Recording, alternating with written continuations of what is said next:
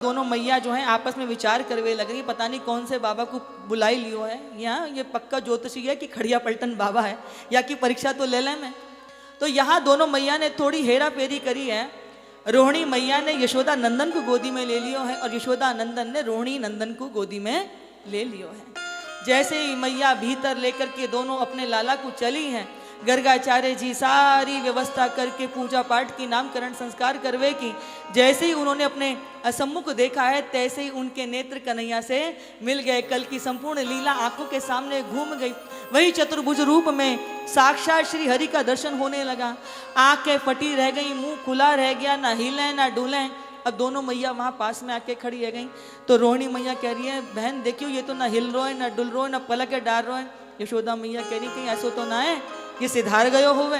तो यशोदा मैया बोली, भैया अगर या को सिधार नो तो सिधार तो कहीं बाहर जाके या को कलंक लगावे को हमारो ही घर मिलो का। दुनिया कहा कहवे कि घर में आकर के ब्राह्मण जो है वो सिधार गयो। अब दोनों मैया की सांस ऊपर की ऊपर नीचे के नीचे जे कैसो नामकरण संस्कार भयो। भैया ये ब्राह्मण ना हिले ना डुले।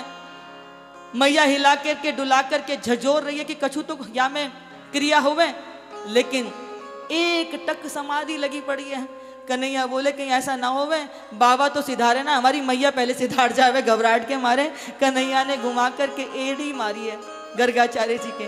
जैसे ही वो एड़ी का स्पर्श हुआ गर्गाचार्य जी को एकदम से होश आया। आएगो आएगो आएगो आएगो। यशोदा मैया बोली कहाँ आएगो? बोले नाम याद आएगो। बोले ऐसे नामकरण धरे करे कि हमारे नाम बुला दियो तुमने, न हिल रहे न डुल रहे। बोले अरे मेरी थोड़ी समाधि लग गई। अब भैया सम्मुख बैठे हैं दोनों मैया लेके अपने लाला को। बाबा समझ गए ये दोनों मैया हमारी परीक्षा लेवे लग रही हैं। तब गर्गाचार्य जी बोले, रोहिणी जी आपकी गोदी में यशोदा नंदन है और यशोदा जी आपकी गोदी में तो रोहिणी नंदन है, पर चूंकि रोहिणी नंदन बड़े हैं इसलिए पहले नामकरण संस्कार उनका कर रहे हैं। देवकी के कोख से संकर्षित करके इनको रोहिणी जी की कोख में स्थापित कियो गयो, इसलिए इनको एक नाम संकर्षण होवेगो। इनको जो अस्त्र है वो हल होवेगो, इसलिए एक नाम हलदर भी पड़ेगो। और ये संपूर्ण कुटुंब जनों के उनके सहयोगी होंगे, सुहृद होंगे, इसीलिए उनका एक नाम क्या रखा है? बलभद्र, बलराम। जिनके नाम को लेकर के सारे जगती में आराम मिल जावे, ऐसे बलराम को नामकरण संस्कार भयो है।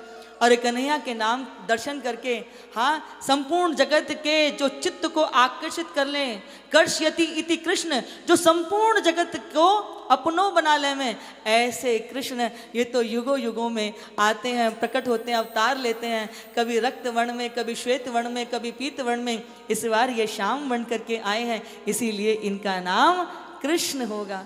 अब मैया ने दोनों ने बड़े प्रेम थे कि भैया कोई खड़िया पलटन बाबा ना, यानी तो हमारी सब पहचान ली का हमने अदला बदली करी। तो खूब सारी अहूत दक्षिणा दे करके प्रेम से उनको प्रणाम करके विदा किया है।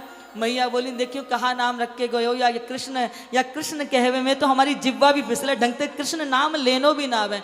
हम कह रहे हैं ना कि जो हमारे राम जी हैं वो सीधे साधे से, नाम भी सीधा, काम भी सीधा, खड़े भी सीधे होते हैं। और जो कन्हैया है उनके काम भी टेढ़े, नाम भी टेढ़ो है। और उनकी जो कहीं भी देखेंगे उनको नाम भी टेढ़ो, काम भी टेढ़ो, खड़े भी टेढ़े हैं। मैं जिनके सामने के दो दांत ना हो में ना तो मुंह में हवा भर जाएगी, पर कृष्ण नाम मुंह से निकलेगा ना है, ऐसे ये टेढ़े इनके कृष्ण नाम रख दो। मैया बोली हम तो अपने लाला को कलुआ और बलुआ कह के पुकारे करेंगे।